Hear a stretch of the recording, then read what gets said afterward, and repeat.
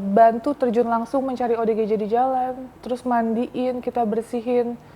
Dari situ timbul rasa kayak, wah ini tersentuh dan bahagianya yang jujur kayaknya nggak bisa diungkapin pakai apapun dan tidak bisa dibayarkan pakai uang ya. Nah, hari ini sudah bersama saya narasumber yang siapa yang nggak kenal ya. Ada Mbak Pratiwi Novianti. Iya, halo. Halo, apa kabar Mbak? Baik, alhamdulillah. Alhamdulillah. Sekarang sibuknya apa sih kalau boleh tahu? Sibuknya setiap hari tetap bantu orang di jalan. Apa aja? Mungkin kita taunya hanya ODGJ yang dibantu? Enggak ODGJ juga, ada lansia sebatang kara, yatim piatu, duafa, terus kemarin ada korban KDRT, terus anak yang dilakukan tindak kekerasan oleh pacar ibunya. Itu belum lama kita handle semua. Lebih bervariasi lagi sekarang ya, lebih banyak lagi ya? Iya. Apa sih yang mengawali Mbak Novi ini akhirnya mau melangkah ke dunia sosial seperti ini? Mungkin awal mulanya pada saat pandemi ya. Kan pandemi itu aku masih jadi pramugari di 2020. Nah, waktu itu kita unpaid leave, cuti di luar tanggungan. Nah, terus kita nggak ada kerjaan kan kita bingung mau ngapain. Nah, akhirnya kita ke yayasan salah satu di daerah Tasikmalaya. Namanya Yayasan Mentari Hati. Nah, itu emang khusus untuk ODGJ terlantar yang ada di jalan. Dari situ sih kita jadi donatur, terus tergerak hatinya buat bantu terjun langsung mencari ODGJ di jalan, terus mandiin, kita bersihin.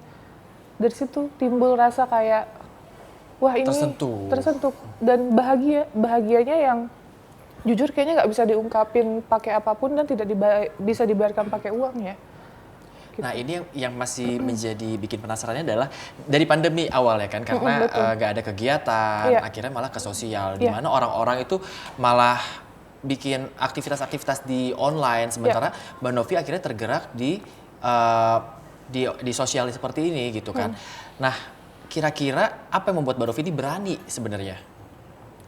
Mungkin karena kan banyak waktu kondisi pandemi itu orang berbondong-bondong menyelamatkan diri sendiri.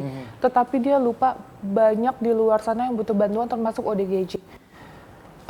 Yang saya lihat banyak ODGJ terlantar dengan kondisi mereka sakit, terus mereka dengan kondisi yang kotor dan tidurnya pun sangat tidak layak. Dari situ sih timbul rasa kayak kesadaran untuk membantu mereka paling utama, karena mereka nama aja lupa, makan aja lupa, tidur dengan kondisi di jalan, cuman ada alas tanah, terus ada di kebun-kebun gitu, mereka tidur dengan alat seadanya. Jadi saya mikir untuk lebih fokuskan membantu ODGJ yang ada di jalan. Awalnya dari worry dulu, karena tidak memikirkan diri sendiri, kayak kalau kita aja khawatir dengan pandemi, bagaimana mereka yang tidak punya rumah di sana. Betul. Tapi akhirnya ini jadi fokus ke dunia sosial dan akhirnya meninggalkan pramugarinya. Iya, resign. Berapa lama jadi pramugari dulu? 8 tahun. 8 tahun, akhirnya resign. Berani sekali melangkah waktu itu untuk meninggalkan pramugari. Karena saya mikir kita kalau hidup mikirin dunia sampai kapan, nggak akan ada ujungnya. Masya Allah. Karena endingnya kita hidup itu akan kembali kepada Sang Pencipta. Jadi meninggalkan pekerjaannya untuk lebih fokus. Jujur sebenarnya sih berat waktu itu ya, karena 8 tahun saya udah menjadi senior gitu. Tapi pilihan saya memikirkan untuk menjadi bekal almarhumah mama saya juga, apapun yang saya lakukan di dunia ini. Seperti bicara itu. Tadi menyinggung mama, berarti ini menjadi inspirasi utama juga? Iya, mama saya mengajarkan saya dari kecil untuk peduli sama pedagang-pedagang yang membutuhkan gitu, yang lansia tapi mereka masih berdagang, terus ke yatim piatu, ke duafa, itu mama saya mengajarkan semuanya. Menjadi role model untuk Mbak Novi juga untuk di dunia sosial ini berarti ya? Wah, luar biasa. Dan sempat menjadi pertanyaan nggak sih dari maskapai mungkin waktu itu, karena akhirnya kenapa meninggalkan, kenapa tidak bisa berjalan berbarengan begitu?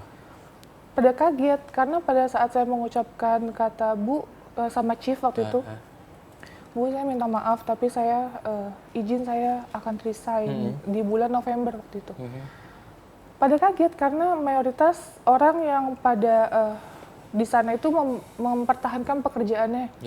Walaupun kondisi pandemi waktu kan dipotong gaji, potong banyak lah ya potongan, tapi masih banyak yang bertahan karena mungkin pramugari dengan gaji yang saat ini yang besar ya, dengan 2 digit kan, tapi saya mikirnya nggak akan ada habisnya. Nggak ada ujungnya. Nggak akan ada ujungnya. Dan tidak menemukan kesenangan. Betul.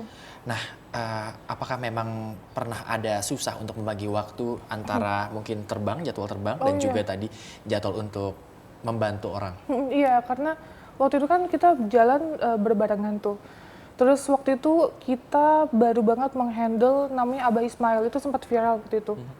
Nah, kita bawa ke rumah sakit jiwa, terus waktu itu saya mau terbang ke Makassar. Nah, itu pilihan yang sangat bingung antara saya membantu orang dan juga saya harus terbang. Di satu sisi saya harus punya tanggung jawab, tapi di satu sisi adalah kemanusiaan yang harus saya jalani. Nah, dari situ saya mikir saya nggak bisa jalan berbarengan, saya pilih untuk membantu orang, mengabdikan dan mewakafkan hidup saya. Sempat nggak sih sharing-sharing ke orang-orang terdekat gitu? Karena tadi kan sempat juga dilema pasti ada dong. Apakah memilih untuk tetap terbang atau mungkin membantu orang gitu? Iya. Pernah tanya sama papa saya, tapi papa saya cuma bilang ikutin kata hati kamu gitu. Ikutin kata hati kamu. Tapi apapun itu yang saya lakukan, saya dulu juga pramugari sering banget ada kegiatan sosialnya. Tapi mungkin papa saya lebih cenderung apapun yang bikin saya bahagia gitu sih. Mama kan jadi role model. Momen apa sih yang akhirnya menjadi momen untuk Mbak Novi menggerakkan hati Mbak Novi karena melihat mama tadi? Momen apa? Seperti apa? Jadi mama saya tuh meninggal 2 hari sebelum saya rilis jadi pramugari. Jadi waktu itu niat saya pengen banget bisa bahagiain ibu saya. Gitu. Jadi saya pengen terbang jadi pramugari, punya uang buat hajiin ibu saya, umrohin ibu saya. Itu nggak bisa tercapai. Tapi pada saat mama saya meninggal, mama saya cuma bilang, apapun yang kamu lakukan, jangan pernah tinggalkan kebaikan. Gitu kan, mama saya itu tipe orang yang even dia nggak punya uang aja, dia akan usahakan untuk orang lain. Gitu. Jadi hati saya cuma mikir, kebaikan yang saya lakukan itu untuk mama saya. Untuk mama? Belum sempat untuk mewujudkan umroh? Belum bisa membahagiakan.